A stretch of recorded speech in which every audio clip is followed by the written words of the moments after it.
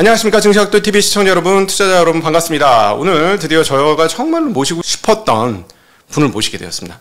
국민대학교 자동차 운송 디자인학과의 권영주 교수님 오셨습니다. 어서 오십시오. 네, 안녕하세요. 네네네. 네, 안녕하세요. 네네. 권 교수님이 그 자동차 한국에서 제일 뛰어난 전문가분 중에 하나예요. 특별히 이제 일반인들을 상대로 이 자동차의 트렌드가 어떻게 돌아가고 있는지를 설명해 주실 수 있는 가장 뛰어나신 분 중에 한 분인데, 드디어 이제 증시각도의 TV로 오셔서 여러분들한테 그 이야기를 해주실 예정입니다. 그래서 너무 과찬을 해주셔가지고 몸둘 바를 모르겠습니다. 제가 직접 들어봤으니까. 그러세요? 예. 근데 이제 저희 뭐 이렇게 돌리지 않고 바로 직진하도록 하겠습니다. 사실은 지금 중국에서 전기차가 어마무시하게 만들어지고, 바로 어제 들어온 뉴스로 보면 BYD가 한 달에 25만 대를 생산하면서 1월부터 5월까지 100만 대의, 물론 이제 전기차와 하이브리드가 다 섞여 있습니다만은 100만 대 차를 만들면서 대수 기준으로 이제 테슬라를 이기는 그런 상황이고, 그다음에 연간 환산으로 하면 거의 전 세계에서 만들어진 전기 자동차의 절반 이상이 중국에서 나오고 있는 그런 상황이잖아요. 근데 이제 한국 분들은 뭐 중국산 뻔하지 뭐 이런 게 있어요. 내연 기관은 그럴 수 있는데 전기차는 아닌 것 같거든요. 제가 그런 얘기 자꾸 하는데 많은 분들이 부정합니다. 어떻게 봐야 됩니까? 중국 전기차. 눈에 보이는 것만 믿고 싶은 게 인간의 심리죠. 그러니까 우리는 지금 국내에 중국산 전기 승용차가 없기 때문에 안 보잖아요. 그렇죠. 그러니까 볼 수 없으니까 국산 전기차만 보니까 뭐 중국 그냥 예전처럼 메이드 인 차이나 이렇게 생각하는 것 뿐이에요. 네. 그런데 주변에 중국을 자주 출장을 다녀오시거나 실제로 중국 가서 전기 택시를 타보신 분들이 있으면 한번 얘기를 나눠보세요. 그분들이 똑같이 이구동성으로 그런 얘기를 합니다. 야, 이거 내가 생각했던 거하고 너무 달라. 네. 이제 그럴 수밖에 없는 이유가, 중국은 우리가 뭐 언론에 많이 보도가 됐지만 또 지점장도 잘 아시겠지만 내연기관으로 성공을 하기가 어려운 나라잖아요. 그렇죠. 그러니까 제가 2000년 초반에 이제 중국에 가가지고, 그때가 현대자동차가 베이징 자동차로 합작사 통해가지고 베이징시에 EF 소나타를 택시로 막 깔 때였어요. 그때 이제 현대자동차가 그런 얘기를 했죠. 그 당시에 중국은 상하이 자동차의 산타나라고 아주 그냥 지금 보기 되게 드문 차인데 폭스바겐이 오래전에 합작해서 만든 차인데 그거를 막 택시로 쓰고 있었거든요. 근데 베이징 올림픽 전까지 베이징 시내를 중형 세단으로 바꾸겠다라고 해가지고 이제 그때 EF 소나타가 막 깔리고 중국 사람들한테는 야, 현대자동차가 고급차네 하면서 이제 막 클 때였단 말이에요. 그런데 지금 베이징 시내 가보면 EF 소나타 찾기가 하늘의 별따기예요. 전기 자동차로 다 깔렸는데 이게 다 베이징 자동차 전기차입니다. 그러니까 우리가 중국의 대도시에 택시로 내연기관으로 택시를 만들었던 거를 이제는 중국이 자체 토종 브랜드로 다시 바꿀게. 그런 중이에요. 그러니까 그런 거를 우리는 못 보잖아요. 그렇죠. 그러니까 이제 중국 전기차를 상대적으로 약간 무시하는 경향이 생겨요. 제가 이제 그걸 가지고 항상 지적을 합니다. 그러면 안 된다. 이제 그 중국 전기차가 얼마나 무섭냐면 모든 게 경험이잖아요. 그렇죠. 그러니까 우리나라 자동차가 빠른 시간에 성장할 수 있었던 건 우리나라 소비자가 까다로워서 그래요.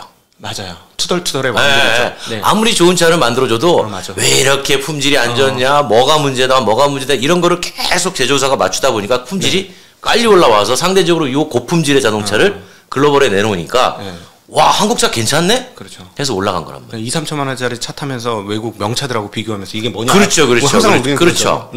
근데 그게 지금 이제 똑같다는 거예요. 중국 사람도. 그렇죠. 그러니까 중국은 이미 전기차를 많이 보급했기 때문에 중국의 소비자들도 우리만큼 까다로워요.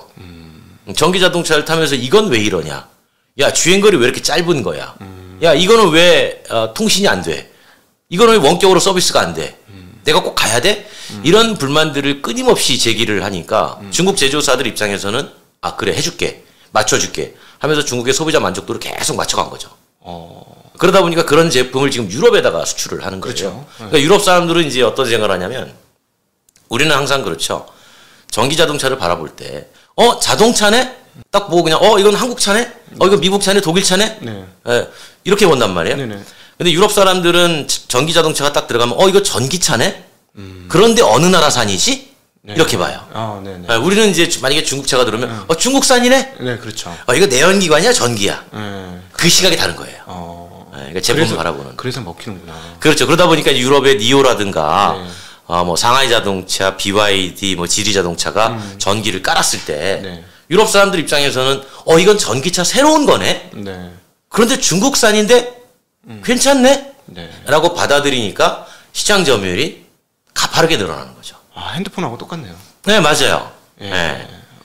그런 상황에서 이제 현대기아차는 어떤 전략을 쓰는 거냐면 어쨌든 글로벌에서 테슬라의 대항마가 없잖아요. 그렇죠. 그러니까 이제 현대차는 마치 갤럭시하고 애플의 전쟁처럼 우리는 테슬라의 대항마야. 왜? 내연기관 회사 중에서는 어쨌든 빨리 가고 있으니까 무조건 테슬라의 대항마로 견주려고 하는 거예요. 테슬라의 대안은 현대기아차. 현대기아 전기차의 경쟁사는 테슬라. 이런 구도를 만들려고 하는 거죠. 그렇군요. 그런 구도가 그런 의도가 있군요. 그럼요. 이렇게 만들어 놓으면 소비자 입장에서 우린 지금 폰 2개밖에 없잖아요. 그렇죠. 삼성폰 아니면 애플폰. 근데 삼성폰은 고가부터 저가까지 좀 다양한 거고. 우리 입장에서는 이제 그런 거죠. 어차피 테슬라는 라인업이 다양하지 않으니 우리나라가 최대한 라인업을 다양하게 해서 글로벌에서 테슬라와 경쟁을 벌이면 사람들 머릿속에는 테슬라 아니면 현대기아차, 현대기아차 아니면 테슬라. 요거를 확실하게 인지를 시키면 테슬라가 따라가면 올라갈수록 같이 올라가는 거예요. 그 전략을 지금 쓰고 있는 거죠. 전략은 굉장히 훌륭하네요. 근데 그렇게 하기엔 아직 대수가 형편없이 모자르지 않습니까? 모자르죠. 모자르죠. 그런데 이제 뭘 보냐면 이렇게 보는 거예요. 전기 자동차만 전문으로 만드는 회사와 내연기관 수많은 자동차 회사 중에 전기차로 경쟁을 하려고 하는 곳. 그러니까 우리가 경쟁 구도를 보면 내연기관차에 뭐 도요타도 있고 폭스바겐도 있고 쭉 있잖아요. 여기에서의 경쟁 구도를 보면 현대기아가 조금 앞서 있는 것. 그런데 저 멀리 떨어진 테슬라를 따라잡기에는 아직은 갈 길이 멀다. 그런데 누가 쟤네 옆에 가장 먼저 도착할 것이냐. 이제 그거를 보면 현대기아는 우리가 먼저 가겠다라고 이제 판단을 한 거죠. 근데 그렇게 되려면 사실은 가장 중요한 거는 생산 대수와 인도 대수의 수준이라고 저는 개인적으로 들거든요. 그런 측면에서 보면 물론 이제 거리가 좀 덜 나갈 수도 있습니다만은 생산 대수에 있어서 압도적인 점유율을 잡은 게 이제 중국이지 않습니까? 그렇죠. 근데 솔직히 하드웨어만 보면 소프트웨어 빼고 하드웨어만 보면 과거 내연기관처럼 차별성이 크진 않지 않습니까? 전기차라는 게 없죠. 없는 수준인가요? 네, 그러니까 이렇게 보는 거예요. 사람들에게 소비자에게 전기차는 어떤 인식이 있냐면 전기 자동차가 내연기관 대비 살짝 프리미엄 인식이 생겨요. 에너지가 바뀌었다는 이유 하나만으로 내가 뭔가 어드밴스드해. 내가 ESG에 참여하고 있어. 그렇죠. 그런 것도 있고, 내가 뭔가 상당히 첨단 기계를 타는 거야. 나는. 그러다 보니까 전기 자동차가 내연기관 대비 동급일 때 조금 더 프리미엄 브랜드 이미지가 올라가 있어요. 근데 이게 기존에 우리가 알고 있는 명품 브랜드, 뭐 벤츠나 BMW나 포르쉐 같은 이런 회사들이 볼 때는 이거는 사실 그들에게는 마이너스 요소예요. 그러겠죠. 이제 그러다 보니까 여기에서 이 브랜드를 가지고 더 높여가는 거는 사실은 쉽지 않아요. 그렇죠. 걔네는 그 끝에 와 있잖아요. 그렇죠. 끝에 와 있기 때문에. 그래서 이제 이 전기 자동차를 중국 회사들은 어떤 전략을 펴냐면 소비자에게 전기 자동차는 같은 동급일 때 조금 프리미엄 이미지가 있어. 그런데 이 프리미엄 이미지가 있는 거를 우리가 조금 싸게 공급하면 될 것 같아. 소비자 입장에서는 중국산이라는 어떤 저가의 품질의 낮은 이미지가 아니라 전기 자동차라고 하는 프리미엄 이미지에 중국산이라고 하는 게 들어오잖아요. 그러니까 과거에 중국산은 이렇게 봤는데 전기가 이만큼 올려놨으니까 요만큼 따라오는 거죠. 그래서 요 브랜드 갭을 이제 상쇄를 시키는 거죠. 보니까는 이번에 뭐 상하이 자동차 쇼인가요? 뭐 거기서 모터쇼에 모터쇼 내용을 이제 조금 전해지는 것들을 좀 읽어봤더니 진짜 딱 느낌이 뭐냐면 우리가 옛날에 외국을 카피했듯이 얘가 우리를 정확하게 카피하고 있구나. 그렇죠. 그래서 내부 고급화 전략이라든가 뭐 약간 아닌 듯한데 고급스럽게 만들려고 애를 쓰는 듯한 느낌. 이런 것들이 굉장히 많이 느껴져요. 그러니까 이제 우리가 반면 교사를 삼아야 될 건 뭐냐면 우리도 그렇게 컸어요. 어떻게 보면 뭐 포니부터 해가지고 쭉 보면 우리도 미국 가가지고 옛날에 뭐 싼 차 이런 거 하면서 계속 옵션 높이고 품질 높이면서 계속 브랜드 이미지를 올려왔잖아요. 엑셀부터 시작된 거죠. 그렇죠. 그게 뭐 한 4, 50년 걸린 거잖아요.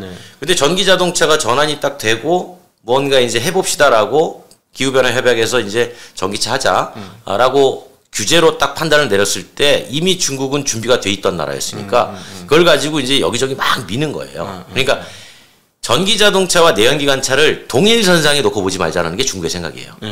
그러니까 내연기관은 내연기관이고 네, 네, 네. 전기는 전기야. 네, 네, 네. 그러니까 소비자의 인식으로 하여금 전기는 새로운 거고 내연기관은 구태적인 거야.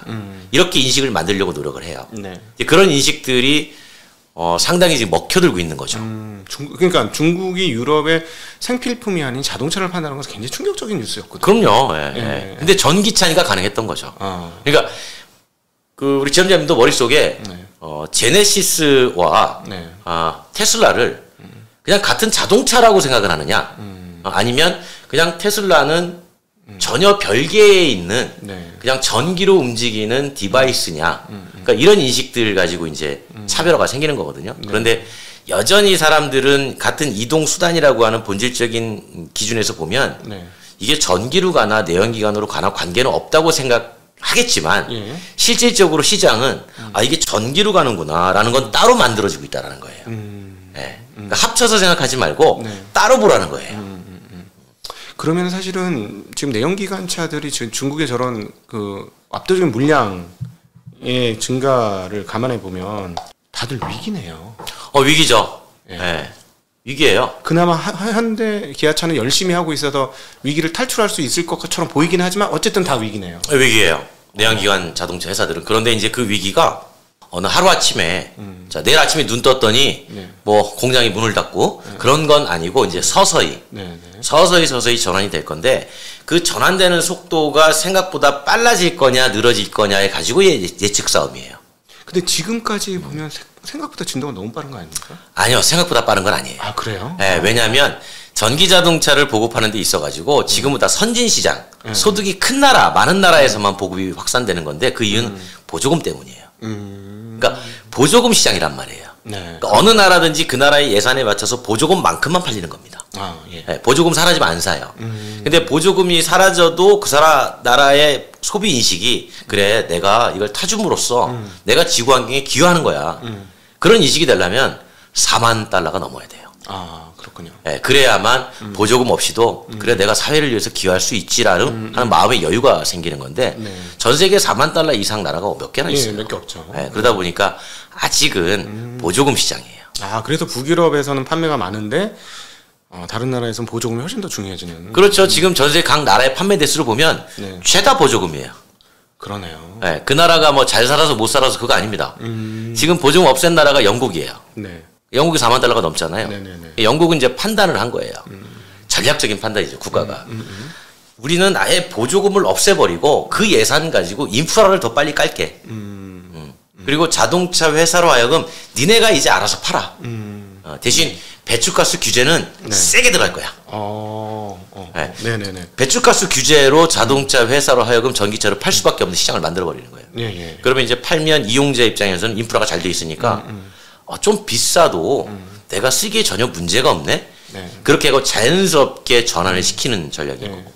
중국 같은 경우도 이제 올해 보조금, 중앙 보조금 없앴잖아요. 없앴죠. 그런데도 네. 하여튼 뭐 팔려요. 증가는 네, 지방 보조금이 남아 있어가지고. 아, 그렇군요. 네, 지방 보조금이 절반이 남아 있습니다. 네. 그러니까 중앙 보조금 빼도 꽤 보조금이 커요. 근데 이것마저 빠졌다면 중국은 휘청했을 거예요.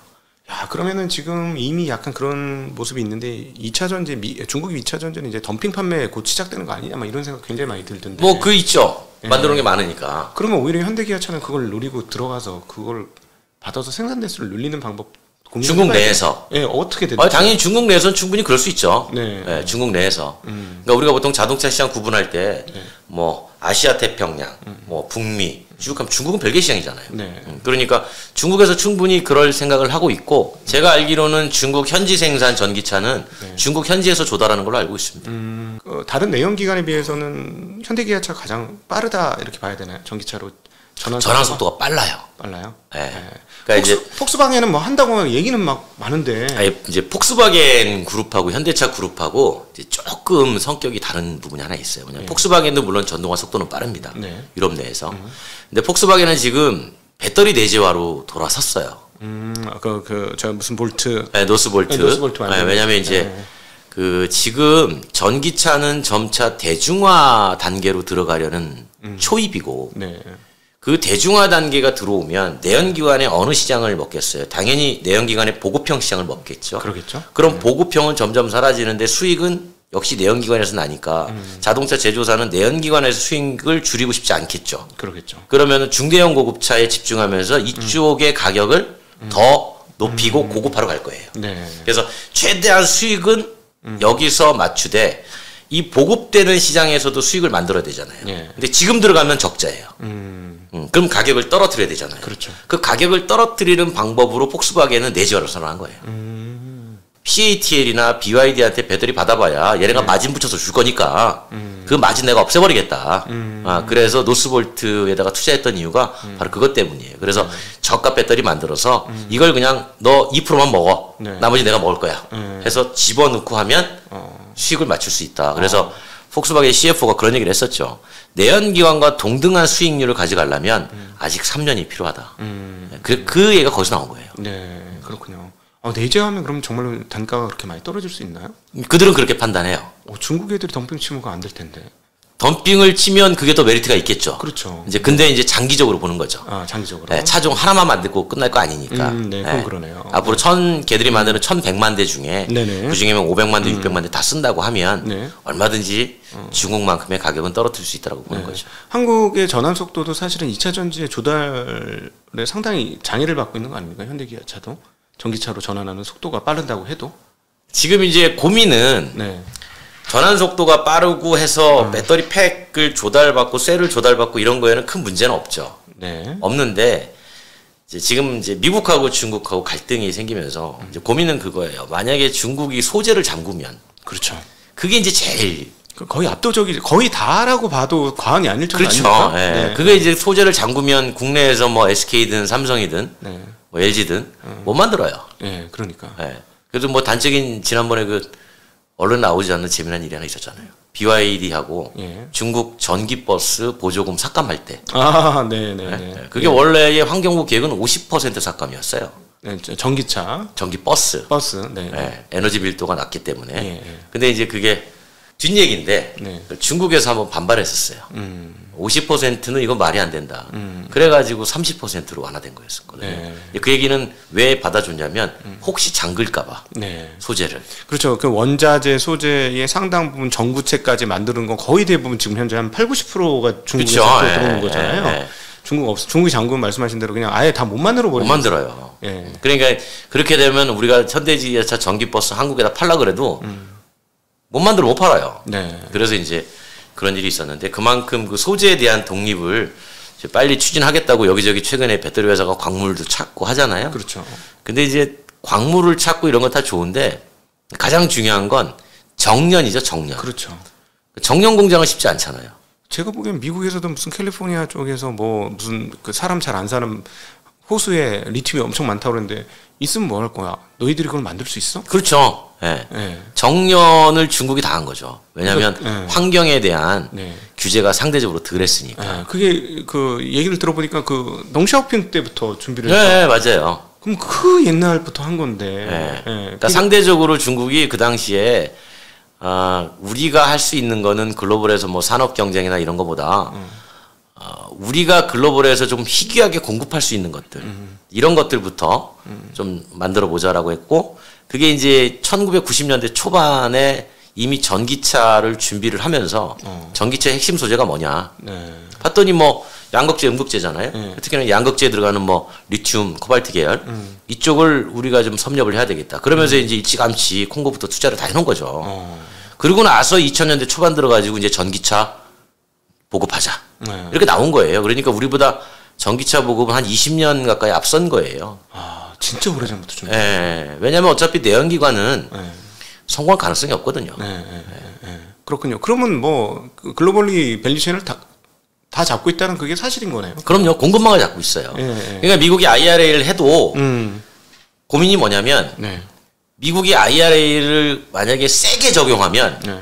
미국도 못 만들어요. 그럼 이번에 테슬라 보니까는 그 뭐야 그 저기 보조금 절반으로 깎이더라고요. 그렇죠. 테슬라조차. 네, 메이드 인 차이나에서 소재를 갖고 오면 네. 깎여요. 그리고 네. 메이드 인 차이나의 테슬라 모델을 미국으로 수출해도 못 받고. 네, 네. 그렇죠. 그러니까 이제 앨런 머스크가 이제 가가지고 그런 얘기 한 거죠. 야, 이게 자꾸 떨어지지 마.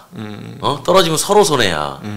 그런 얘기가 이제 그런 배경으로 나오는 거죠. 네. 예. 어느 정도 속도입니까? 현대 기아차의 전기차 전환 속도가 내연기관 중에서는 가장 앞서 있는 수준. 내연기관 여러 자동차 회사 중에서는 네.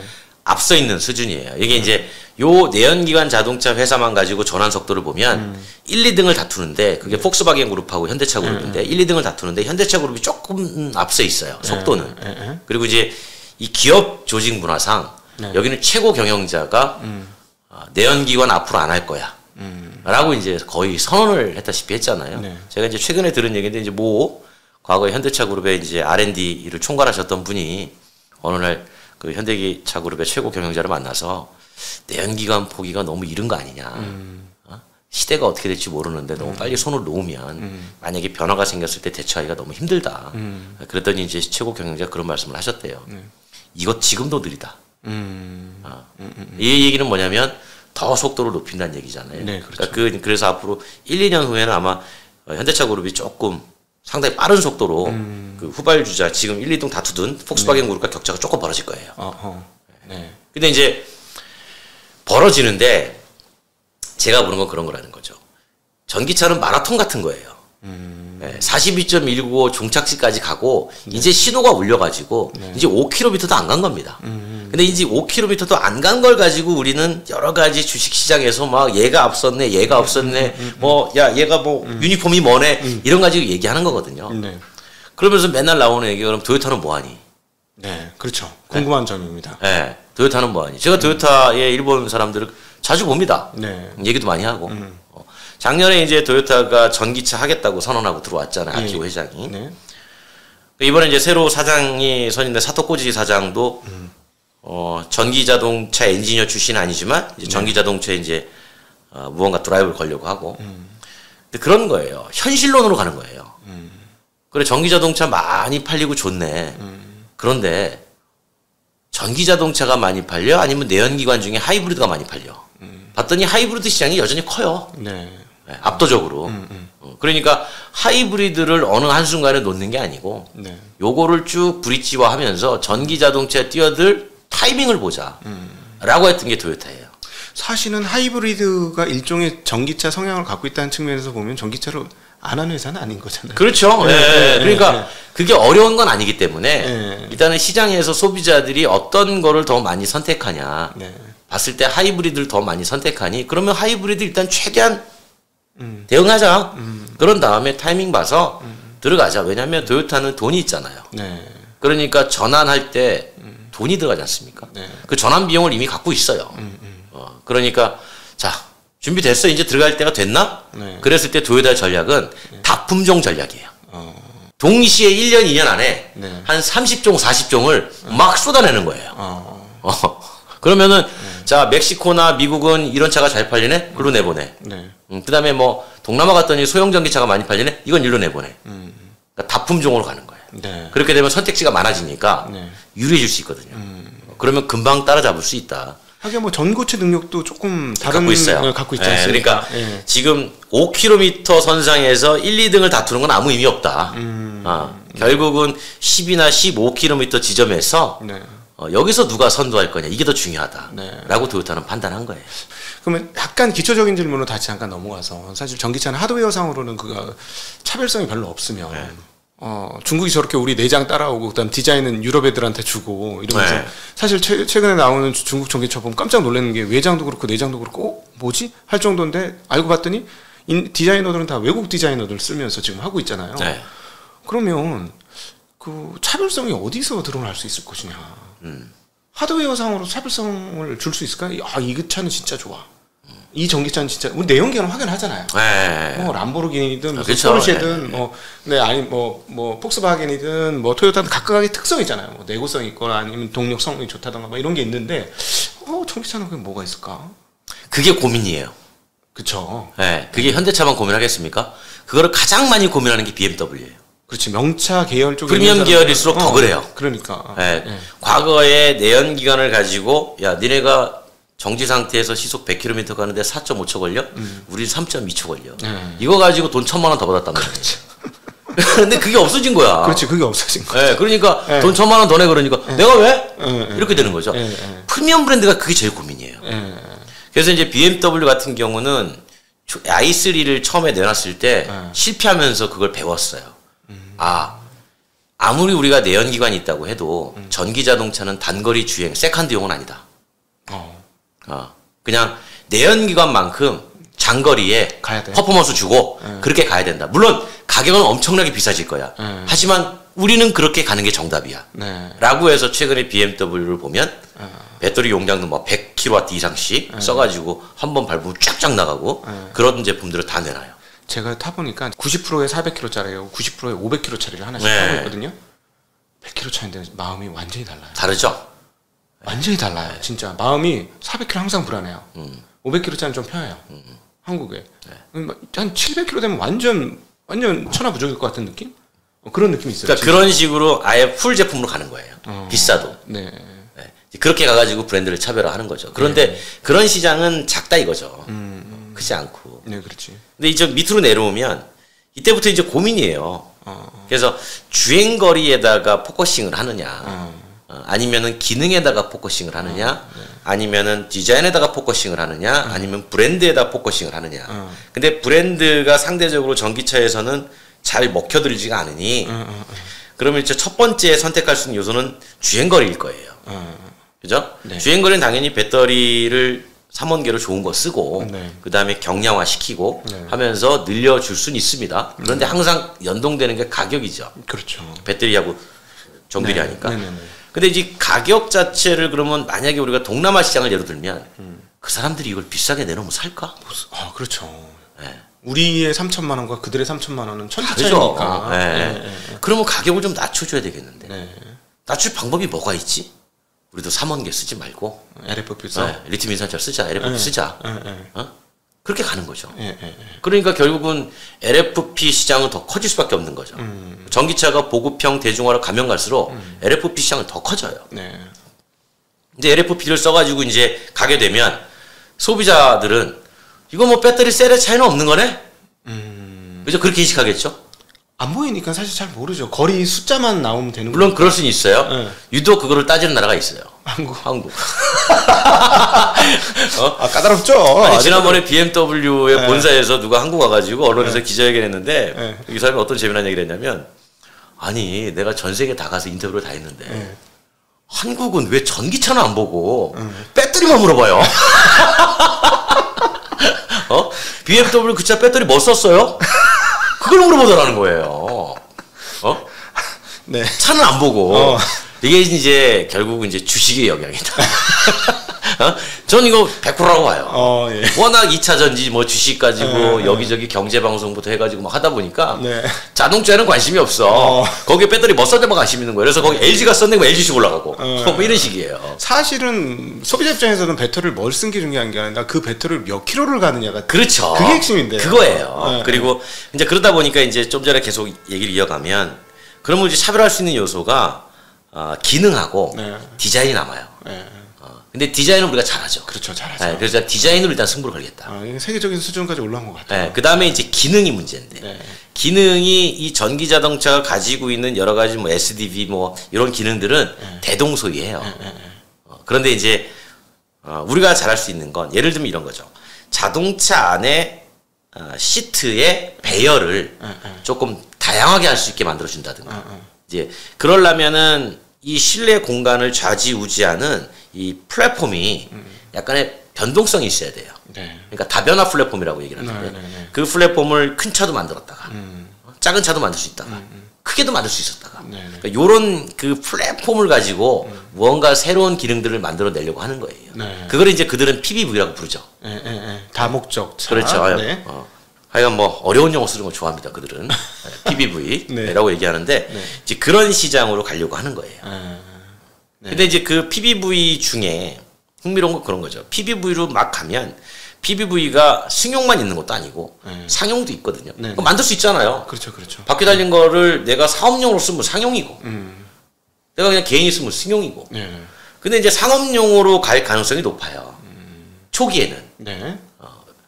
근데 상업용으로 가게 되면 이거를 상업용으로 쓰는 사람한테 팔아야 되잖아요. 근데 여기에서 새로운 경쟁자가 나오는 거예요.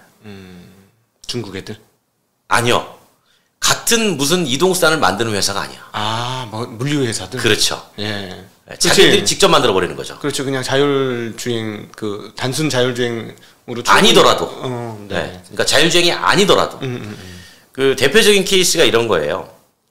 그 미쉐린 잘 아실 겁니다. 미쉐린.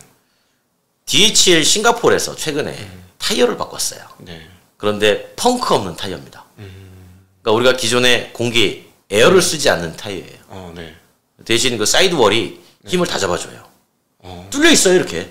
아, 네. 무슨 말인지 알겠습니다. 네. 아, 쉽게 얘기하면 3차원 모양의 뭐 그런 거겠네요. 네, 보통 타이어가. 이제 비공기식 타이어라고 하는데. 네네네. 네. 그 격자 모양으로 이렇게 그렇죠. 서로 네, 지지해 주는 거예요. 네, 스포크가 다 그렇지. 스포크처럼 힘을 지지해줘요. 그러다 보니까 펑크가 없어요. 아, 네. 근데 이 타이어의 단점은 뭐냐면 시끄러워요. 그런데 시끄러우면 운전자 입장에서는 시끄러우니까 안 살 거 아닙니까? 네. 근데 DHL이 그런 얘기죠. 우린 물류회사야. 상관없어. 저게 펑크가 나서 물건이 배달되지 못하거나 저거를 고치느라고 쓰는 시간이 우리한테 손실이야. 그렇지. 근데 그 운전자는 DHL이 고용한 사람 아니에요. 네. 너의 청각의 소음을 우리가 왜 걱정해줘야 돼? 네. 우리는 물류 회사로서의 기능만 잘하면 돼. 네. 해가지고 그 타이어를 썼어요. 네. 이 얘기는 무슨 의미냐면 앞으로 물류 회사는 무인으로도 갈 수 있고. 그렇죠. 네. 원가만 절감된다면 다 한다는 얘기예요. 그러니까 자동차 회사한테 이 차 얼마에 줘라는 협상을 하기보다 내가 필요한 수량만큼 전기차로 만들어버리는 거예요. 그게 이제 PBV로 들어온 거예요. 네. 그러니까 이제 자동차 제조사 입장에서는 아야 이게 큰일 났다. 상업용으로 쓰는 이게 쉽게 말하면 1톤 택배 시장 같은 거잖아요. 그렇죠. 네. 우리 지금까지 1톤 택배 시장에다가 만들어가지고 팔았는데 뭐 내가 이런 얘기 많이 하거든요. 우리나라 쿠팡이 1년에 한 3,000대 정도 쓰는데 네. 쿠팡이 직접 만들어 쓰게 되면 롯데나 한진택배 만들어 쓰게 되면 1톤 현대차 울산 공장 뭐 무슨 의미가 있죠? 네. 그러네요. 네. 그러니까 이제 자동차 회사는 여기 또 고민하는 거죠. 그럼 나도 물류하리. 그래서 물류에 들어가 버려요. 그게 대표적으로 GM이에요. 네, 그렇군요. 네, GM이 브라이트 드롭이라고 하는 13번째 그러니까 그 계열사 하나 만들었는데 이게 물류회사입니다. 네. 누구랑 손잡았냐면 월마트. 그 우리 지점장님이 월마트에다가 답이 나오네. 네, 물건 주문하면 네. 그 전에는 이제 월마트가 그 GM의 물류용 갖고 있는 사업자 차를 갖고 있는 사업자한테 갖다 줘 네가. 네. 이제 그렇게 했는데 그게 이제 아마존처럼 직접 만들어 쓴다고 하니 네. 이제 GM이 직접 들어가는 거죠. 네. 우리가 우리 차 가지고 소모시켜줄게. 즉 제조물을 가지고 소모를 시켜서 수익을 가져가려고 하는 거예요. 네. 네. 그러니까 운송 사업자하고 결국은 부딪히게 되죠. 네네, 그러네요. 근데 기존의 운송 사업자는 이동수단을 만드는 제조사한테 고객이었어요. 네. 아주 중요한 고객. 예. 근데 이 고객이 자동차를 만든다 그래. 근데 이 사람들은 만들어 파는 용도가 아니에요. 자기네 쓰는 용도지. 그러니까 이제 이 제조를 갖고 있는 회사 입장에서는 큰 시장이 하나 날아가는 거예요. 그러네요. 상업용 시장의 한 축이죠. 그렇죠, 그렇죠. 네. 아마존이 물류용 자동차 엄청나게 많이 쓰고 있거든요. 근데 그걸 앞으로 안 쓴다고 생각해 보세요. 그러면 GM이나 포드는 누구한테 팔아요? 그러네요. 네. 자, 하드웨어의 경쟁력이 이렇게 큰 차이가 없을 때 어떻게 될 건가 얘기를 했었고요. 그럼 요 다음은 이제 진짜 이 얘기를 하면 한국 입장에서 있는 입장에서 되게 깝깝해지기 시작하는데 이제 소프트웨어를 보면 테슬라가 가장 특징적인 부분 중에 하나가 주행 거리가 가끔씩 바뀌어요. 네. 그거는 이제 소프트웨어 업그레이드를 하면서 그 배터리 매니지먼트 시스템이 조금씩 바뀌었다라는 BMS가 좀 조절이 그거가 뭔가 발전을 해서 전력을 덜 쓰게 하는 뭔가가 만들어지면 뭐 주행 거리가 조금씩 늘어나는 그런 그렇죠. 신기한 구조가 만들어지는 거예요. 그건 근데 그걸 중앙에서 다 처리해서 뽑아주는 거죠.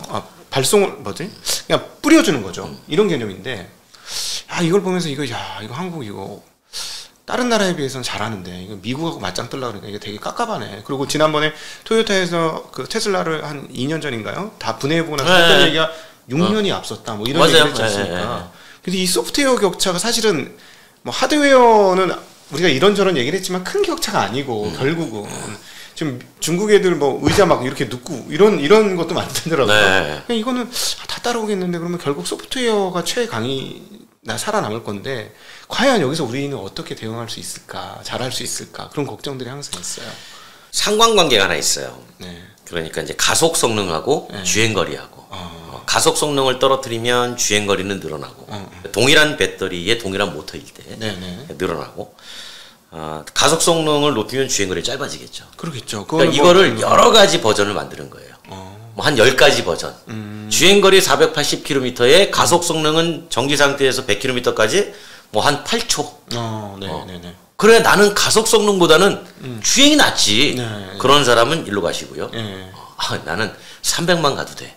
대신 밟으면 팍팍하게 만들어줘. 그건 2번 방으로 들어가시고요. 이렇게 만들어주는 거거든요. 근데 왜 이렇게 하냐면 이게 한 차종 가지고 선택권을 여러 가지 만들 수 있어 그래요. 그러네요. 테슬라 딱 그거네요. 껍데기 다 똑같고 다 똑같은데 이름만 퍼포먼스 달았는데 그렇죠. 큰 차이는 아니거든요. 이게 왜냐면 차를 하나 만들어서 새롭게 투입해가지고 넣어서 팔면 이익이 수준이 올라오려면 시간이 걸리잖아요. 그렇죠. 그러니까 지금 테슬라 이익률이 좋은 게 모델들이 다 오래돼서 그래요. 똑같은 거잖아요. 단일 모델을 동일하게 계속 만들어 팔았기 때문에 이익률이 좋은 거예요. 네네. 근데 자동차 회사 같은 경우는 한 4년, 3년 지나면 페이스 드리프팅 같은 거 해야 되고. 차가 뭐 질리네. 뭐 사골이야? 렉스턴 같은 경우는 뭐 지금도 사골 얘기 나오잖아요. 네. 그러니까 이 자동차를 바라보는 시각들이 다른 거예요. 그래서 이동이라고 하는 이동 수단의 본질적인 개념으로 접근하면 기존의 내연기관 자동차에서는 이 최대한 이 본질에서 사람들이 어떻게 생각할까를 고민하는 거고 테슬라는 이거는 이동 수단이 아니야. 네.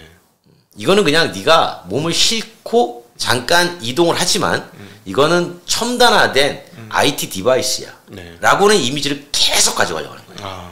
네. 근데 이제 문제는 뭐냐면 이거를 이용하는 소비자 관점에서 네. 어떤 사람은 IT 디바이스 관점으로 테슬라는 역시 소프트웨어 기반에 여기서 뭔가 수많은 빅데이터를 가지고 중요한 건 빅데이터야. 이 데이터가 얼마나 대단한데 이걸 잘 몰라 사람들이 이렇게 관점으로 보는 거고 근데 한편에서는 뭐냐면 이렇게 보는 거죠. 그래? 야, 저 빅데이터를 가지고 테슬라가 분석을 하든 말든 자, 소비자 관점에서 자동차를 사는 사람 생각해봐. 사는 사람이 내 데이터 다 뺏기고 그리고 저 동일한 모델에 뭐 쟤도 사고 나도 사고 나에게 뭔가 장점도 없고 맨날 소프트웨어 업그레이드만 하고 디자인도 그대로고 나는 그냥 3년에 한 번씩 디자인 바꿔주는 이 차가 더 나을 수도 있어. 왜? 나한테는 소유물이야. 라고 하는 생각이 또 존재하는 거예요. 그러니까 이 두 가지를 가지고 보는 사람의 관점에 따라서 주식을 하시는 분들은 IT 쪽으로 보려고 하는 시각이 강한 거고 그러나 시장은 실제로 소비자 관점에서는 이쪽에 테슬라 사는 분들은 나는 얼리어답터야 라고 하는 경향들이 사는 건데 막상 현대차 i6-5가 시장에 나왔을 때 테슬라가 훅 떨어졌잖아요. 그랬습니까? 그러니까 국내에서 보면 이 얘기는 뭐냐면 아니야 테슬라든 뭐든 간에 그냥 난 전기차 이게 디자인이 별로 안 돼. 난 그냥 내 소유물이잖아. 빅데이터 모르겠고 이렇게 하는 시각도 여전히 존재한다는 거예요. 이 두 가지가 서로 경쟁하는 거죠. 그러니까 말씀하신 대로 소프트웨어 디파인드 해가지고 기능을 온 오프 할 때 돈을 받고 하는 거는 다 할 수 있어요. 심지어는 뭐 에어컨도 지금은 기본 옵션이지만 다 달아주고 나중에 여름에 켤 때 돈 내. 그렇죠. 그럴 수 있거든요. 구독 서비스로 갈 수 있죠. 그것도 뭐 2시간 켜면 얼마. 다 할 수 있단 말이에요. 우리가 인빌트로 아파트 줄 수 있잖아요. 옛날 프린트 팔듯이 아주 싸게 팔아가지고 대신에 사용료를 계속 내. 이렇게 해도 그렇죠. 이런 비즈니스도 자동차에서 할 수 있는 거죠. 잉크만 팔듯이 마치. 그러니까 똑같이 할 수 있거든요. 다만 이제 오랜 시간 동안 소비자들이 뭐에 익숙해 있냐면 처음에 돈을 주고 옵션을 사는 거에 되게 익숙해져 있어요. 그러니까 이런 것들을 가지고 이제 테슬라는 이미지를 바꿔갈 수 있는 노력을 하는 것이 우리 제품을 바라보는 소비자들의 시각을 우리가 분석을 해봤더니 우리는 전기차라기보다 IT 디바이스로 접근하는 사람들이 은근히 많네. 그럼 우리가 요 기능, 그 성능을 조금 높이려면 업그레이드 할 때 돈을 내세요. 이런 거를 순순히 받아들이네. 그쪽으로 계속 가는 거예요. 근데 이제 아이오닉5 사는 사람한테 열선 쓸 때 돈 내실래요? 그랬더니 이 장난해? 그냥 알아줘야지? 이런 생각이 여전히 강한 거예요. 그러니까 이거는 어느 시장에 맞춰가지고 갈 수 있는 데죠. 못하는 건 아니에요. 소프트웨어를 충분히 그러면 우리도 구현할 수 있다. 그럼요. 못하는 건 아니에요. 그러니까 예전에 제가 그 테슬라가 2003년도에 창업을 해가지고 이제 한 2007, 8년인가? 막 스타트업 해가지고 막 조금씩 나올 때 제가 어떤 질문을 가장 많이 들었냐면 와 테슬라는 첨단이고요. 뭐 한국 전기차는 저 뭐 말도 안 돼요. 네네. 왜 그렇게 인식하십니까? 그랬더니 전기차에 대해서 첨단과 첨단 아닌 것을 인식하는 명확한 기준은 주행거리였어요. 테슬라는 주행거리가 300km가 넘고 그 당시에 레이 나왔다 그랬잖아요. 네네. 2013년도에 레이는 120km, 130km 가니까 이게 기술이라는 거야. 네, 소비자들은 그랬어요. 그 당시에. 그래가지고 제가 아무리 그거는 연료 탱크의 차이입니다. 응? 심지어 에쿠스도 제가 1000km 가게 만들어 드릴 수 있습니다. 뒤에다가 드럼통 달면. 응? 그러니까 배터리 용량 큰 거 달면 멀리 갈 수 있습니다. 그런데 전기 자동차라는 이유 때문에 그런 얘기가 잘 안 먹혀요. 전기 자동차 새로운 거잖아. 전기라는 것이 첨단이잖아. 그러다 보니까 이게 안 먹혀요. 핸드폰 디바이스를 자꾸 상상하는 경향이 있어요. 맞아요. 예, 그래서 이제 테슬라가 성공했던 여러 가지 이유 중에 하나가 그걸 본 거예요. 아, 사람들은 내연기관에서는 리터당 킬로미터라고 하는 효율을 그렇게 따지면서 전기차로 넘어오기만 하면 그건 싹 안 보이고 레인지만 보는구나. 근데 우리는 어차피 내연기관이 없으니 레인지를 최대한 늘려주자. 그러다 보니까 걔네들 60kWh 이상의 대용량의 배터리를 쓸 수밖에 없었던 거고 그러다 보니까 주행거리가 300이 넘은 거예요. 많이 달아서? 네, 대신 비싸게 팔았습니다. 그랬더니 비싼 가격은 뭐 일단 논외로 하고 와 주행거리 봐라.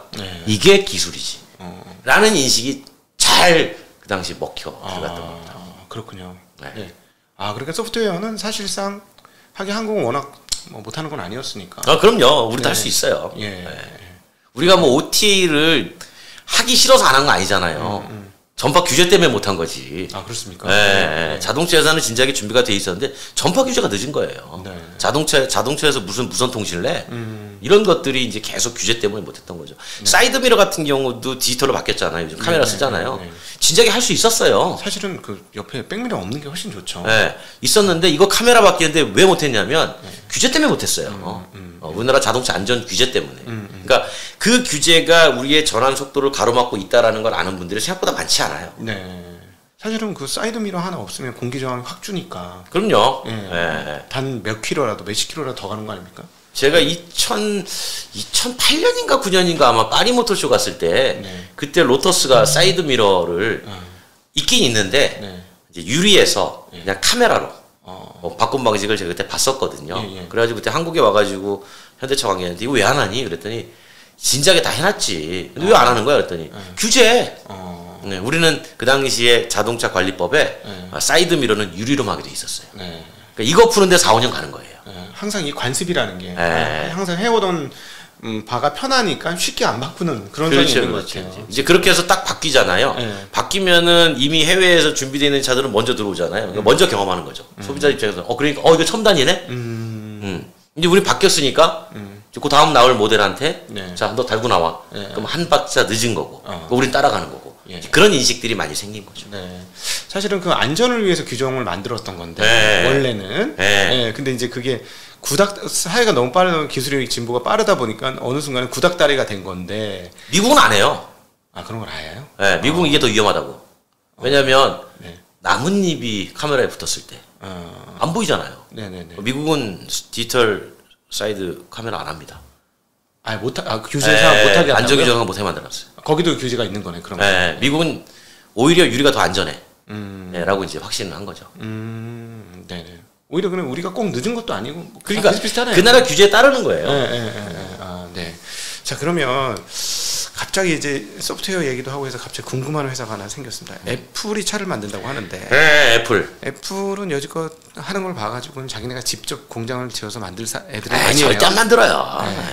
그러면 이제 그네들의 프리미엄 수준에 맞추는 거를 하려면 두 가지가 있어야 될 것 같아요. 품질 수준을 맞출 수 있는 제조 역량과 그렇죠. 하드웨어를 잘 맞추는 제조 역량과 자기네 말을 잘 들어주고 가격을 맞춰줄 수 있는 역량. 그렇지. 이게 있어야 될 것 같은데 지금 중국은 정말 열심히 우리가 하겠다고 지금 발벗고 나서고 있고 폭스콘이 그것도 그렇죠. 폭스콘도 MIH 만든 게 그것 때문이고. 그리고 저는 의심을 여전히 하고 있는데 뭔가 기아차하고 얘기가 왔다 갔다 했었으니 중국 아니면 우리나라. 일 것 같은데. 그러니까 이제 제조 능력을 대량으로 잘 갖고 있는 나라는 이제 우리하고 중국이 있겠죠. 물론 뭐 일본도 있을 수 있고. 그렇죠. 그런데 이제 애플이 보는 건 말씀하신 것처럼 철판을 하나 달아도 고품질을 달아야 돼요. 네. 단차도 없어야 되고 조립도 잘해야 되고. 네. 근데 이게 조립도 하나의 품질 능력으로 보면 우리나라가 잘해요. 네. 그러니까 우리나라에 탐을 내죠. 네. 근데 이제 우리나라 중에 누가 애플 거를 만들어줄 수 있겠어요? 물론 만들어줄 수는 있어요. 네, 누구나 다 만들 수는 있죠. 만들어줄 수 있는데 만들어주는 순간 자기 브랜드를 포기해야 돼요. 기아가 애플 거를 만들어주는 순간 기아 브랜드를 포기해야 돼. 그걸 포기하겠냐 이 말이에요. 그렇죠. 힘들죠. 어렵죠. 그래서 제가 알기로 협상이 결렬됐던 걸로 알고 있습니다. 그리고 이제 예를 들면 이런 거죠. 애플카를 기아가 만들었다. 화성 공장을 아예 기아 애플 전용 라인으로 만들어가지고 거기서 만들었다고 치면 그 동일한 모델의 기아 버전도 있을 거예요. 기아는 단순하게 애플의 차를 위탁 생산하고 생산 마진만 가져가려고 할까요? 아니죠. 기아의 일부 제품은 애플의 생태계 안에 들어가고 싶을 거예요. 아이튠즈라고 하는 12억 명 안에 생태계. 그죠? 네. 애플 입장에서는 받아들이지 못하죠. 예를 들어 지점장님은 애플카를 사가지고 생태계로 들어갔는데 나는 기아 그거보다 싼 기아차를 사가지고 생태계 들어갔어. 내 저기 생태계 들어가고 싶은데 내가 왜 그럼 비싸게 애플카를 사? 이거 더 들어가면 되지. 이거 당연히 맞겠죠. 애플은. 그러겠죠. 그러면 기아 입장에서는 탐나는 제한이 아닌 거죠. 그냥 완전 하청기지니까. 그렇죠. 예. 진짜 폭스콘 같은 하청기지. 그렇죠. 그럼 탐나는 제한이 아니에요. 그러면 이제 애플 입장에서 선택지가 브랜드가 그래도 조금 있는 애들은 안 하려고 그러네. 브랜드가 없는 애들 찾아가야 되겠다. 그러다 보니까 이제 자꾸 중국을 기웃대니까 중국의 브랜드가 약간 약한 자동차 회사들이 있어요. 뭐 장안 자동차 이런 애들. 그런 애들이 우리가 만들어줄게. 우리가 자동차 지금 많이 만들어봤거든. 충분해. 우리가 만들어줄게 하고 계속 손을 내미는 거죠. 내미는데 이제 애플 입장에서는 이게 또 미국 정부하고 중국하고 갈등이 생기네. 야, 이게 중국에다가 자칫 줬다가 또 나중에 위험한 거 아니야? 그런 생각을 하게 되죠. 그래도 한국으로 가야 되나? 그럼 다시 또 한국으로. 그렇게 해서 지난번에 빠이빠이 했던 기아야, 일로 다시 한번 와봐. 또 그랬었습니까? 그러니까 와봐. 야, 니네가 지난번에 요구한 거 있잖아. 생태계 우리가 조금 고민해 볼게. 그러면 다시 협상의 여지가 생길 수도 있는 거죠. 그러니까 그런 예측들을 여러 가지 시나리오로 해보는 거죠. 중국은 구애를 하고 있으나 애플의 입장에서는 자동차를 만들긴 할 건데 누구의 생산 파트너와 손을 잡냐가 지금 여러 가지 국제적 관계까지 고려해야 되는 상황까지 와버린 거죠. 처음에 만들겠다고 고려할 때는 미중 간의 갈등이 이렇게 심각하지 않았으니까. 근데 이 심각하니까 지금은 그런 것까지 고려를 해야 되는 상황이니 뭐 한국 아니면 유럽이라고 봐야죠. 오히려. 그럼 유럽이 폭스바겐 안 할 것 같은데? 할까요? 폭스바겐이? 폭스바겐 그룹에 다른 그 하위 모델 스코다 같은 데가 있죠. 체코에 있는. 스코다 같은 공장을 사실 유럽에서 스코다가 이렇게 많이 크는 것도 아니니까 아예 스코다 브랜드는 좀만 남기고 이쪽은 아예 애플 거로 만드는 걸로 쓰지 해가지고 한번 해볼 수도 있겠죠. 애플카가 나올 거라고 보십니까? 저는 나올 거라고 봐요. 저는 개인적인 이제 경험이 하나 있는데 폭스바겐 그룹의 디지털 총괄하던 사람이 한 명 있었어요. 이름이 까먹었어요. 제가 찾으면 나오는데 그 친구를 하노버에서 만난 적이 있었어요. 그 당시에 저한테 그 하노버 무슨 박람회에서 폭스바겐 여러 가지 기술들을 양자 컴퓨터 비롯해가지고 설명을 하면서 걔가 이제 그 당시에 총괄이었는데 그 친구가 북미로 갔거든요. 폭스바겐 북미의 그 무언가 자율주행 쪽에 뭐 총괄하는 걸로 갔다가 어느 날 사라졌어요. 근데 그 애플가 있어요? 애플가 있더라고. 그러니까 저는 사람을 보거든요. 애플이 뭔가 자동차를 만들지 않을 거면 이런 사람들 왜 땡기지? 핵심 인재를 가 있더라고요. 그래서 사람 모으는 작업을 하고 있구나. 어차피 자기들이 직접 생산하지 않을 거니까 그러니까 생산이 가능하게 만들 수 있는 사람들을 이제 만들어 놓는구나. 그렇지. 그 지금 IT 쪽 그 휴대폰이나 이런 쪽 전기 부품 쪽에도 애플 기술자가 오면 우리 그 만드는 제작 회사 그 기술자들이 쩔쩔맨답니다. 굉장히 힘들었는데 너무 기술적으로 깊이 있는 내용을 물어봐서. 그 재밌는 게 뭐냐면 그 이제 그 책임자로 갔는데 이 친구가 사실은 자동차 회사에서 근무를 했지만 자동차라는 하드웨어가 아니라 소프트웨어만 평생 한 친구란 말이에요.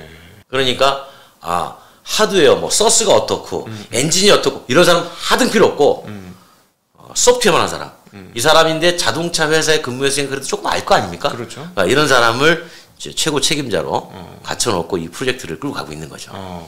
네. 여전히 열려 있네요. 한국 뭐 말씀하신 대로 뭐 유럽 가능성은 여전히 열려 있다. 이게 이제 시장 자체가 제가 이런 얘기 많이 하는데 교도소에 담장이 이렇게 있잖아요.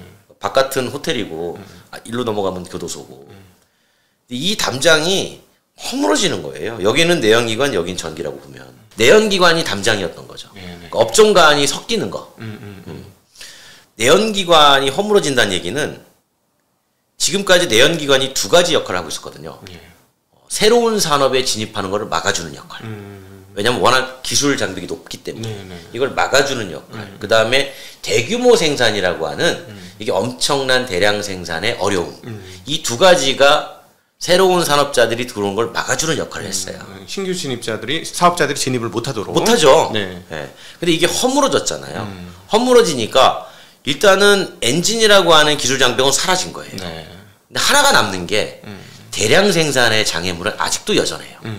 네. 특히나 그 중에서 중요한 게 차체. 네. 차체는 금형 떠가지고 계속 찍어내야 되는데 이 금형에 돈이 많이 들어요. 네. 금형 기술도 되게 좋아야 되는 거예요. 네. 그러다 보니까 명신이라고 하는 회사가 군산공장을 인수한 배경이 바로 그거예요. 글로벌에서 전기차 스타트업들은 계속 나올 거다. 근데 그들이 딱 그 생산에 봉착할 거다. 문제는. 루시드도 생산이 어렵잖아요. 네. 루시드 제가 옛날에 가서 만나고 그랬었어요. 네. 저는 뭐 2018년도에 한국 사람으로 최초로 가서 만나가지고 루시드 계획도 듣고 그랬는데 별로 관심은 없어요. 주가에. 어쨌든 그게 애리조나에다가 사우디아라비아에 국부펀드 투자받아가지고 공장을 지어가지고 하는 이 과정이 너무 어려운 거예요. 그러니까 루시드라는 제품 자체는 흠잡을 데가 없어. 그렇죠. 차 자체는 뭐 최강의 성능이죠. 네. 근데 이거를 양산하는 거. 이게 쉽지 않은 거예요. 그렇죠. 그러니까 이런 문제에 계속 봉착할 거예요. 그러다 보니까 이제 명신 같은 회사는 우리가 만들어줄게. 이렇게 나오는 거고. 이제 그런 회사들이 하나 둘씩 나오기 시작할 거예요. 그러니까 대만의 폭스콘이 MIH 만들어가지고 하는 것도 그런 개념이에요. 그리고 지금 CATL 있죠, 중국에. CATL이 배터리만 만들지 않습니다. CATL이 최근에 인수하는 회사가 하나 있어요. 되게 흥미로운 회사입니다. 리어엑슬 회사예요. 리어엑슬인데 전자엑슬이에요. 지금의 우리가 내연기관에서 보면 앞에서 엔진이 막 돌아가지고 여기서 이제 동력이 나오면 앞에다 주고 뒤에다가 드라이브 쫙 뽑아가지고 놀려가지고 나눠주고 하잖아요. 없어요. 이게 드라이브 샤프트가. 그러면 그 자리에 그냥 배터리 팩 깔면 됩니다. 배터리 깔아서 무게도 줄이고 뒤에 그 모터에다 전기 신호만 주면 되는 거죠. 그렇죠. 예. 네. 리어 엑슬도 자륜까지 할 수 있게 리어 엑슬 전자로 만드는 회사를 CATL이 인수했어요. 인수해가지고 지금 여기저기 CATL이 뭘 제안하냐면 우리가 밑에 판 만들어줄게. 그렇지. 일체형으로. 그러니까 니네가 위에 껍데기는 니네가 알아서 해. 야 램프 디자인을 니네가 붙이고 니네가 뭐 열선 시트 붙이고 니네가 해. 그리고 필요하면 껍데기도 우리가 구해줄게. 그 영업을 하고 있어요. 어차피 배터리 우리가 나오니까. 그렇죠. 이렇게 하는 게 너희가 오히려 더 쌀 그렇죠. 거야. 그렇게 패키지로 사는 게 더 싸요. 어차피 셀은 지네 거 쓰니까. 그런 영업을 하고 있다는 거예요. 그 얘기는 뭐냐면 여기도 껍데기만 붙이면 들어온다는 거예요. 그러네요. 그러니까 새로운 진입자들이 들어오기 너무 쉬운 시장이에요. 그러니까. 한편에서는 스타트업은 양산하기 어려운 업종이고. 근데 이게 점점점 섞이지 않겠어요? 그러겠죠.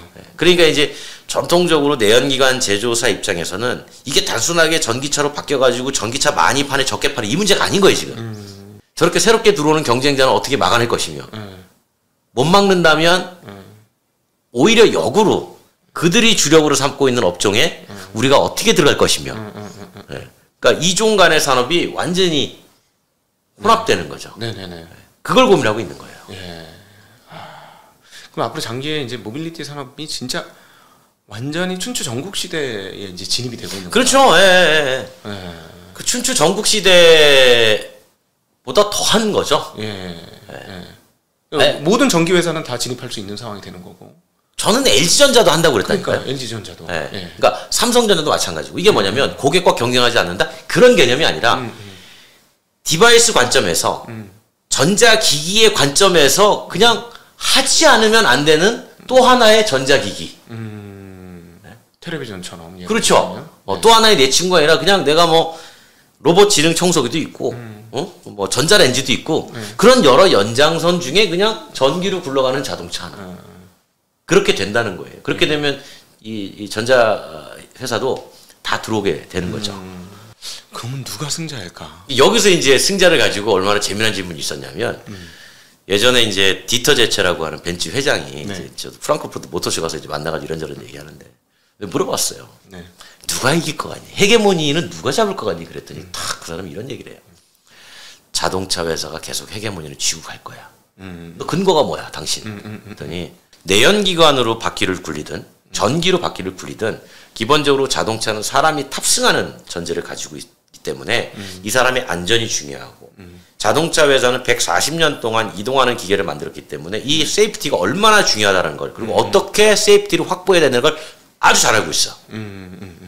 그러니 신생으로 들어오는 회사들은 이걸 어려울 거야. 그냥 겉으로 보기에는 껍데기가 똑같으니 동일할 거라고 생각하지만 정작 위험 순간에 사람의 목숨을 경상에서 그냥 가벼운 찰과상으로 줄여주고 중상에서 경상으로 줄여주고 사망에서 중상으로 바꾸는 건 바로 이 보이지 않는 기술들이야.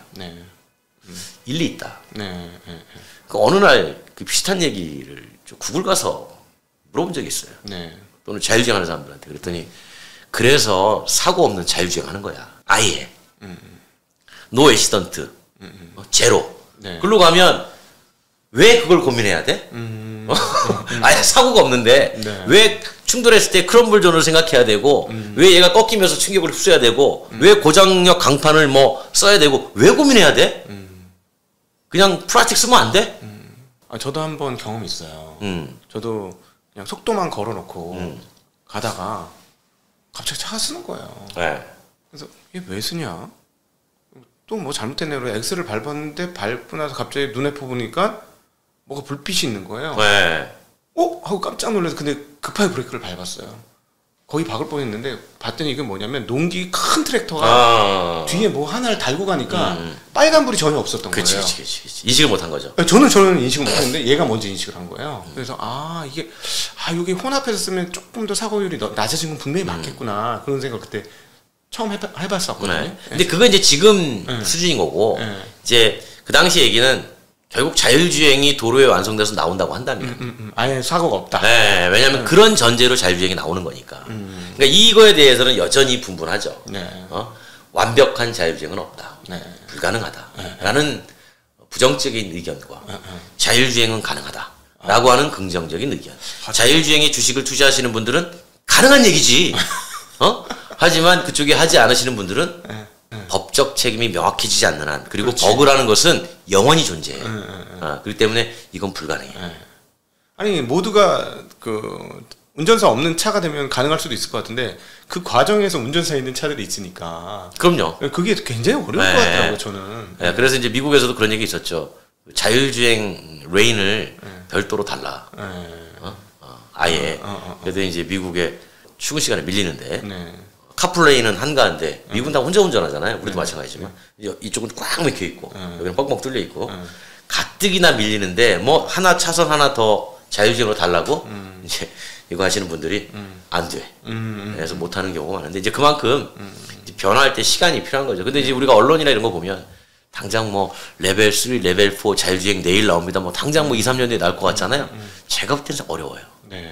그럼에도 불구하고 계속 그런 얘기가 나오는 건 주식 때문인 것 같아요. 그러시구나. 확실히 시각이 많이 다른 분하고 이렇게 만나서 이 측면에서 주식 측면에서 많이 도움이 됩니다. 그러니까 저는 뭐 주식을 안 하기 때문에 제가 그냥 제 생각을 얘기하는 것뿐이에요. 그럴 수 있을 것 같아요. 충분히 주식시장의 일부는 생각을 유도하게 하는. 저는 현실을 보니까. 그렇습니다. 자, 그러면 이제 자동차가 아니고 모빌리티로 바뀌는데 이제 마지막으로 한번 이 질문을 한번 드려보면 좋을 것 같아요. 진짜로 모빌리티로 바뀌는 게 맞는 것이며 그럼 모빌리티는 도대체 뭐냐 하는 갑자기 고민이. 아니 오히려 저는 그 지영님 여쭤보고 싶네요. 모빌리티를 어떤 개념으로 인식하셔가지고 저한테 그런 질문하신 거예요? 사람들이 자꾸 자동차의 한계를 넘어서 움직이는 탈 것의 어떤 썸띵 이렇게 얘기하잖아요. 저 사실 잘 모르겠는 거예요. 도대체 그게 그럼 차박을 마음대로 하는 거야? 아니면 운송 장비? 물류 장비를 얘기하는 거야? 그럼 안에서 노는 걸 얘기하는 거야? 도대체? 정확히 저도 개념이 안 잡히는 거예요. 마치 뭐 그렇게 말씀하시니까 무슨 랜드로버 슬로건처럼 비욘드 로드 길을 넘어서 이렇게 들리는데 단순한 거예요. 모빌리티는 이동이잖아요. 나뭇잎이 떨어져도 모빌리티고 바람에 흔들리는 낙엽도 모빌리티고 의학서에 갈대가 흔들리는 것도 모빌리티라고 인문학자들은 얘기를 합니다. 이게 결국은 움직이는 거예요. 그러니까 인간이 살면서 딱 두 부류잖아요. 멈춰 있거나 움직이거나. 그러니까 움직이는 모든 걸 이동이라고 한다면 자, 지금까지 인류는 그 이동을 얼마나 효율적이고 편하게 만들어 줄 수 있을까를 끊임없이 고민을 해왔고 그 이동은 지금도 여전해요. 근데 지금 와서 어느 날 갑자기 모빌리티라는 얘기가 나온 게 아니고 원래 있는 용어고 그런데 이제 사람들한테 모빌리티가 뭡니까? 라고 물어보면 다 각자 다른 대답을 해요. 어떤 사람은 자동차요. 어떤 사람은 뭐 그냥 뭐 이동하는 거 아닌가요? 근데 핵심은 이동이잖아요. 그럼 이동은 움직임을 전제로 하잖아요. 근데 움직이려면 크게 세 가지가 필요해요. 그러니까 왜 움직여야 되는가? 그렇죠. 그러니까 이동의 주체가 필요하죠. 이동의 주체는 이동의 목표를 가지고 있어요. 그렇죠. 근데 목표는 사실은 산업에서 왔을 때 별로 중요하지 않아. 그 목표는 여행업에서 중요한 거예요. 나 여행으로 이동할 거야. 나 업무로 이동할 거야. 이제 그런 기능적인 차원인 거고. 첫 번째는 그러면 이동의 주체가 사람이야 화물이야. 물건이 이동할 건가? 사람이 이동할 건가? 라고 하는 이동의 주체가 필요하고. 이 주체에 따라 가지고 잘 이동시켜줄 수 있는 이동 수단이 필요할 거 아니에요. 그게 자전거가 됐든 바이크가 됐든 뭐 자동차가 됐든. 근데 지금까지 이게 자동차 포션이 워낙 크다 보니까 모빌리티는 자동차. 이렇게 많이들 인식하는 거예요. 가장 보편적으로. 근데 이 이동 수단이 목적지까지 가려면 경로가 필요해요. 그렇죠. 배가 있으면 항로가 필요하고 항공기는 뭐 필요하고 육상은 도로가 필요하고 그러니까 이 세 가지가 뿌리처럼 기둥처럼 딱 서 있어야 이 이동이 완성되는 거예요. 그러니까 모빌리티는 단순하게 어느 하나를 지식하는 게 아니라 이동이라는 측면에서 보고 그 이동을 구성하는 세 가지 중요한 테마가 이동의 주체와 수단과 경로라는 거죠. 그런데 이 밑에 뭐가 있냐면 에너지가 있어요. 에너지죠. 에너지죠. 근데 지금 이 모빌리티 이야기와 에너지의 이야기를 아주 혼동해서 얘기를 많이들 하는 거예요. 여기저기서 들어오면. 전기차를 얘기하면서 모빌리티 얘기해. 이건 에너지의 관점이에요. 그렇지. 전기차가 물론 모빌리티라는 큰 틀에서 전기차는 원 오브 댐. 그렇죠. 원 오브 댐인데 그냥 전기 자동차가 뭔가 많이 나오고 그러면 모빌리티가 대전환된다 그래. 제가 물어봐요. 뭐가 대전환되는 거야? 에너지 혁명인데 그렇죠. 그걸 자꾸 모빌리티 혁명이라고 그렇죠. 거거든요. 물론 영향은 줄 수 있어요. 영향은 줄 수 있는데 그거는 약간 다른 개념이에요. 그러니까 에너지가 전환되는 거하고 전기차로 바뀌어가지고 얘가 모빌리티 전환 이건 전혀 다른 개념이에요. 그러니까 자율주행은 내연기관도 할 수 있고 전기차도 할 수 있어요. 근데 사람들은 자율주행, 전기차, 모빌리티 이렇게 이제 인식들을 많이 하는 거죠. 여기에다가 모빌리티 플러스 배터리. 주식하는 사람들 특히나. 그러니까 그렇게 인식을 하는 거죠. 그러니까 큰 틀에서 보면 그 이동 전체의 사슬을 보는 거예요. 그러면 이제 각자마다 이제 그 업종별이 분류가 되잖아요. 그런 거 가지고 보는 거죠. 일단 뭐 이렇게 들어보니까 제가 이제 우리 교수님 말씀 들으면서 정리되는 게 일단 첫 번째는 에너지 혁명이 지금 벌어진 거네요. 그렇죠. 지금은 에너지 전환 시대라고요. 그러니까 제가 이렇게 표현, 동력 전환의 시대. 100년 만의 역사적 전환이 동력 전환의 시대. 그렇게. 근데 그 동력이 원래 없던 동력이 아니고 1800년대 후반에 1900년대도 이미 존재했던 동력이었다. 제가 이제 역사를 설명할 때 이런 얘기하거든요. 그러니까 에디슨이 아니었으면 그 지금 우리 이런 전기 이런 것들도 죄다 어떻게 될지 몰라요. 그러니까 무슨 얘기냐면 조명 때문에 이렇게 되는 건데 예전에 중세나 이렇게 올 때 밤을 밝히는 건 불이었잖아요. 그 불 가지고 이제 우리 같이 좀 서민들은 장작 떼고 그러면 삥 둘러 앉아가지고 야 그래도 밝으니까 얼굴도 보이네. 야 술도 한잔 하고. 그때 이제 귀족들은 초 태우고 고래기름 태우면서 실내에서 여유롭게. 근데 장작불을 실내에서 태우려고 그러면 막 매캐하고 그러잖아요. 그렇죠. 그 시장을 록펠러가 등유로 먹은 거예요. 그래서 등유로 서민들이 저렴하게 밤을 밝힐 수 있게 만들어준 게 록펠러의 기름이었단 말이에요. 근데 그 조명 시장에 에디슨이 전구로 들어간 거예요. 그러니까 록펠러 입장에서는 디즈니가 나를 죽일라 그러네. 그래가지고 록펠러가 찾아간 사람이 포드예요. 헨리 포드한테 가서 너 자동차 만든다며. 너 기름 뭐로 쓸 거야? 원래는 식용유 썼어요. 식용유. 바이오 연료, 바이오 알코올. 지금 이제 술. 네, 그거 쓰다가 너무 비싸요. 그래가지고 이제 포드가 너무 비싸가지고 이게 확산이 될지 모르겠어. 나는 자동차를 되게 싸게 만들어서 공급해주고 싶은데 유지비가 너무 비쌀 것 같아. 그래서 록펠러가 석유, 석유 써, 석유. 내가 등유를 만드는 과정에서 휘발유라는 부산물이 나와. 냄새가 독특한데 가연성은 좋아. 이거 그냥 싸게 줄 테니까 이걸로 하자. 그래가지고 포드가 받아들이고 그러면서 그때부터 수송 부문은 석유, 고정된 건축물은 에디슨의 전기. 이렇게 해가지고 양분된 거잖아요. 그러니까 제가 얘기하고 싶은 건 이렇게 양분돼 왔던 시장에 이제 고정된 건물에 쓰고 있는 전기가 수송 부문에 들어온 거예요. 그렇죠. 그런 관점으로 보자는 거지. 어느 날 갑자기 없던 것이 갑툭튀가 된 게 아니니까. 여러분 오늘 어떠셨는지 모르겠는데 정말 너무 귀한 시간이었고 시간이 어찌 가는지 모를 정도로 너무 신나고 재미난 시간이었습니다. 저 혼자 너무 많은 얘기한 거 아니에요? 아닙니다. 너무 재밌었고요. 아마 다들 들으시는 분 모두 속이 뻥 뚫리지 않았을까. 그리고 이제 그 자동차 그리고 전기차에 대한 정리가 한번 쫙 다 그리고 에너지에 대한 정리도 시간이 되지 않았을까 싶습니다.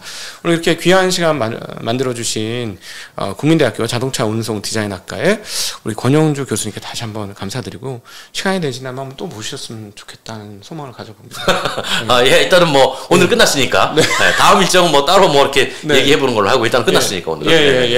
그래서 다시 한번 감사드리고요. 여러분도 좋으셨으면 댓글로 좋았다는 이렇게 글을 적어주시면 감사하겠습니다. 함께해 주신 여러분들께 다시 한번 감사 인사드리겠습니다. 인사드립니다. 고맙습니다.